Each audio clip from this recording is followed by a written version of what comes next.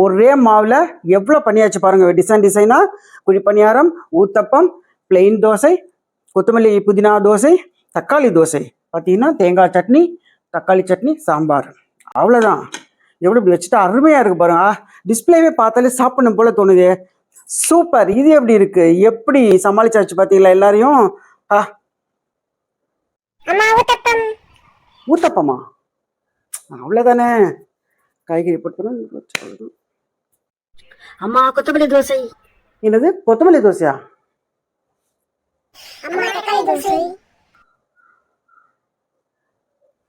Plain dosa ரொம்ப easy.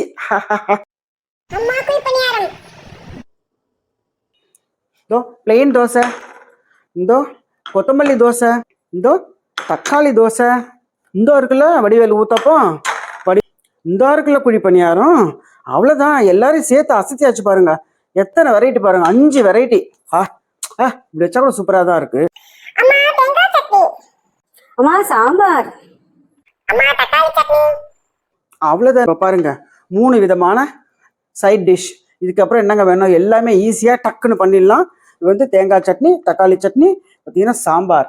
Hi, hello, வணக்கம், welcome to Bhuvana ஆஸ்கைமனம். இன்னைக்கு என்ன பார்க்க போறோம்னா ஒரு இன்ட்ரெஸ்டிங்கான வீடியோ தான்.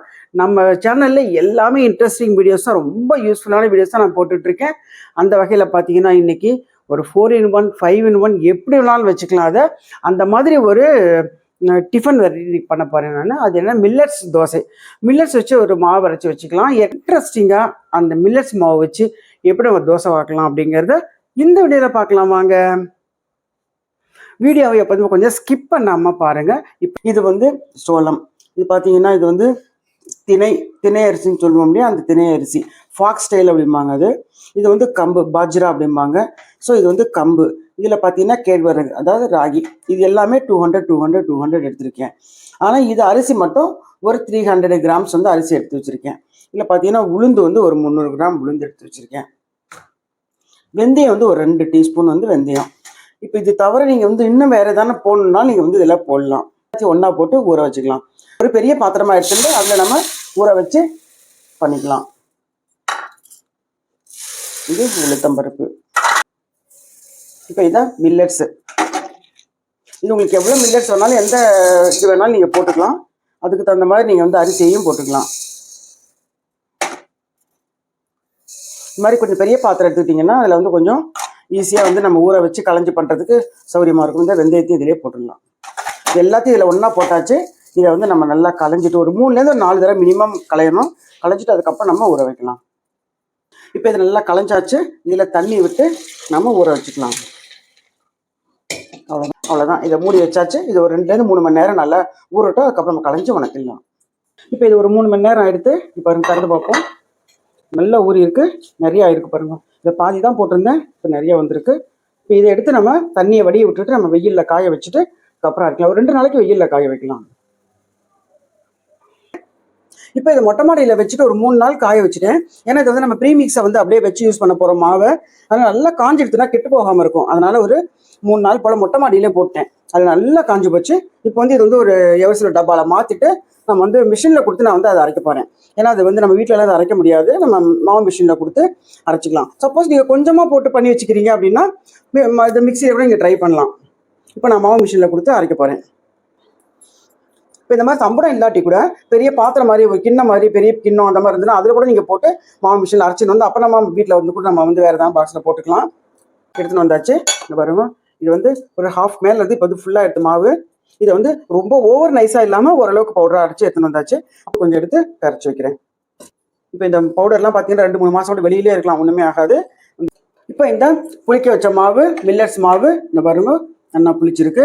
இப்போ இதை வச்சு ஒரு 4-5 வெரைட்டி நம்ம பண்ணலாம். ஒரே மாவில் 4 வெரைட்டி 5 வெரைட்டி பண்ணலாம். இது இல்லைன்னா குழிப்பணியாரம் பண்ணலாம். அந்த குழிப்பணியாரத்துக்கு கொஞ்சம் மாவு எடுத்து வச்சுட்டு அதுக்கு உண்டான பொருள் போட்டு நம்ம குழிப்பணியாரமும் பண்ணலாம். அதே மாதிரி இப்போ இந்த மாவை யூஸ் பண்ணி நம்ம தோசையை பார்த்துட்டு என்ன பண்ணலாம்னா, இந்த பாருங்க, இந்த கொத்தமல்லி புதினா எல்லாம் போட்டு ஒரு சட்னி பண்ணி வச்சிருக்கேன். கொத்தமல்லி புதினா இஞ்சி பச்சை மிளகாய் போட்டு ஒரு சட்னி மாதிரி பண்ணி வச்சிருக்கேன். அதை வந்து மேலாக ஸ்ப்ரெட் பண்ணி விட்டீங்கன்னா செம்ம டேஸ்ட்டாக இருக்கும். அதே மாதிரி இது வந்து தக்காளி தொக்கு இருக்கு.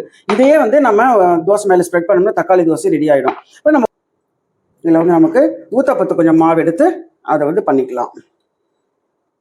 ஊத்தப்பம் பண்ணுறது பார்த்தீங்கன்னா கேரட்டு, கொஞ்சம் வந்து குடமிளகா, அப்புறம் பார்த்தீங்கன்னா இது வந்து கொத்தமல்லி, கருவேப்பிலை, கொஞ்சோண்டு பட்டாணி, இது வந்து இஞ்சியும் பச்சை மிளகாயும் பொடியாக நறுக்கியிருக்கேன், கொஞ்சம் வெங்காயம். ஸோ இதெல்லாம் நம்ம அந்த மாவில் போட்டுட்டு நம்ம ஒரு ஊத்தப்பம் பண்ணலாம். ஃபஸ்ட்டு வெங்காயம், மிளகு போட்டால் ரொம்ப நல்லாயிருக்கும் ஊத்தப்பத்துக்கு, உடம்புக்கு ரொம்பவே நல்லது மிளகு. ஸோ அந்த மிளகு கொஞ்சமாக க்ரஷ் பண்ணிக்கலாம்.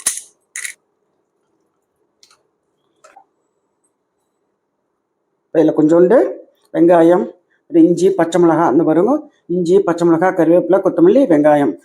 குழி பணியாரத்துக்கும் வேணும்னா நீங்கள் வந்து கேரட்டும் போட்டுக்கலாம். உங்களுக்கு வேணும், இது இண்டஸ் வேலியில் வாங்கினது, இது ஊத்தப்பம் கல். ஸோ இதில் வந்து கொஞ்சமாக எண்ணெய் வந்து முதல்ல ஸ்ப்ரெட் பண்ணிக்கலாம். அப்பப்பம் பொறுத்த மட்டும் மாவு போட்டுட்டு நீங்கள் காய்கறி போட்டிங்கன்னா திருப்பி போடும்போது கொஞ்சம் ஸ்பில் ஆகிடுறது காய்கறிகள். அதனால் நான் வந்து மாவுலேயே போட்டு நான் பண்ணிட்டேன். இப்போ சிம்மில் வச்சுட்டு கொஞ்சம் மூடி வச்சுட்டோம் அப்படின்னா கொஞ்சம் நல்லா வெந்துடும். அதுக்குள்ளே வேக ஆரம்பிச்சிருக்கு, கொஞ்சமாக எண்ணெய் விடலாம். இது வந்து நல்லெண்ணெய் தான் நான் விடுறேன். மூடி வச்சிடலாம். மில்லட்ஸ் தோசை மாவு, அந்த தோசை மாவில் இப்போ நம்ம பண்ணிகிட்டு இருக்கோம். இப்போ இந்த மில்லட்ஸ் தோசை மாவு அதை வந்து நம்ம இந்த மாதிரி வெவ்வேறு டைப்பில் பண்ணலாம் அப்படிங்கிறதுக்காக நம்ம இது பண்ணிகிட்ருக்கோம். மாவில் பண்ணுறதுனால இது வந்து கலர் கம்மியாக இருக்கும், பட் சத்து ரொம்ப ஜாஸ்தி, அரிசி ரொம்ப கம்மி. இது மில்லட்ஸ் தான் நம்ம நிறைய போட்டிருக்கோம். அருமையாக இருக்குது பாருங்கள் காய்கறிகள். அவ்வளோதான். இப்போ இதை அடுப்பு சிம்மில் வச்சுட்டு ஒரு 2 நிமிஷம் இருந்தால் போது இது வெந்துடும். இந்த குழி பணியாரம் அப்படியே மேலாக எழும்பி வருது பாருங்க. ஸோ நம்ம இப்போ அதை அப்படியே திருப்பி போட்டுடலாம். இது வந்து நார்மல் இட்லி மாவில் நம்ம பண்ணலை, இது வந்து மில்லட்ஸ் மாவு வச்சு நம்ம இந்த குழி பணியாரம் பண்ணுறோம். ஒரே மாவு கலந்துட்டோம்னா 4 வெரைட்டி பண்ணலாம். இப்போ இது எல்லாத்தையுமே திருப்பி போட்டாச்சு. இன்னும் கொஞ்சம் வேகட்டும், அப்புறமா எடுத்துடலாம். அவ்வளோதான், துளி கூட ஒட்டலை பாருங்க. இது 4-in-1 5-in-1 மாவு நம்ம வந்து பண்ணுறோம். மில்லட்ஸ் ஊத்தப்பம். கொத்தமல்லி சட்னி இருக்கு இல்லையா, அதை ஸ்ப்ரெட் பண்ணி ஒரு தோசை வாக்கலாம்.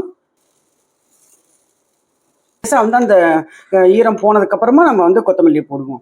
இது வந்து கொத்தமல்லி, புதினா, இஞ்சி பச்சை மிளகாய் எல்லாம் போட்டு ஒரு சட்னி மாதிரி பண்ணி வச்சுருக்கேன். ஆனால் இது பயங்கர டேஸ்டியாக இருக்கும். இது நீங்கள் வந்து குழிப்பணியாரத்தை கூட இதை சாப்பிட்லாம், ரொம்பவே நல்லாயிருக்கும்.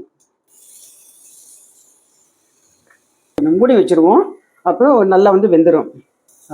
பாருங்கள், நல்லா வெந்திருக்கு பாருங்கள். ஓரத்தில் ப்ரௌனாக தெரியுதுதா, நல்லா வெந்திருக்கு. இது வந்து நல்லா இருக்கு பாருங்கள். அவ்வளோதான். இதை நம்ம அப்படியே விட்டுட்டோம்னா அந்த சூட்லேயே இது வந்து வெந்துடும். திருப்பி போகணுன்னு அவசியம் இல்லை. இதை அடுப்பு ஆஃப் பண்ணிடலாம். அவ்வளோதான், இதை எடுத்துடலாம். அந்த பாருங்கள், நல்லா வெந்துடுத்து பாருங்கள். அவ்வளோதான். தக்காளி தோசை ஒன்று போடலாம். இப்போ இது மேலே வெந்துடுத்து பாருங்க. இந்த டைமில் கொஞ்சம் தக்காளி தொக்கை போட்டு நல்லா வந்து ஸ்ப்ரெட் பண்ணி விட்டுடலாம். இதில் கொஞ்சமாக எண்ணெய் விட்டுருக்கேன் சைடில். மூடி வச்சுருவோம், ஒரு 2 நிமிஷம் இருக்கட்டும். அவ்வளோதான். இப்போ இந்த தக்காளி தோசை நல்லா வெந்தெடுத்து அவ்வளோதான். இந்த சூட்டில் விட்டால் கூட அப்படியே கொஞ்சம் நேரம் நல்லா வெந்துடும். மில்லட்ஸ் ப்ரீமிக்ஸ் அந்த மாவு, இந்த மில்லட்ஸ் மாவு வச்சு நம்ம வந்து இந்த தோசையை ஊற்றிருக்கோம், தக்காளி தோசை. அவ்வளோதான், சூப்பர். பாருங்கள், மாவு கடைசி மாவு. சும்மா ஒரு சாப்பிட்டுக்காக நான் கொஞ்சமாக மாவு கரைச்சேன். ஒரு பிளெயின் தோசையும் போட்டோம் அப்படின்னா பிளெயின் தோசை பிடிக்கிறவங்க அதையும் சாப்பிடுவாங்க. ஸ்ப்ரெட் பண்ணலாம், மாவு கொஞ்சமாக இருக்குது, அதனால் அவ்வளோதான் இருந்துச்சு மாவு.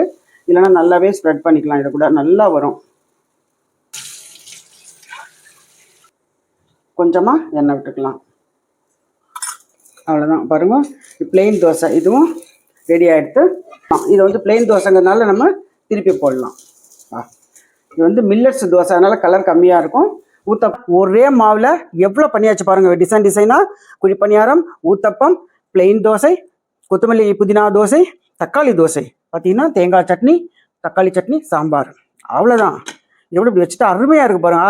டிஸ்பிளேவே பார்த்தாலே சாப்பிடணும் போல தோணுது.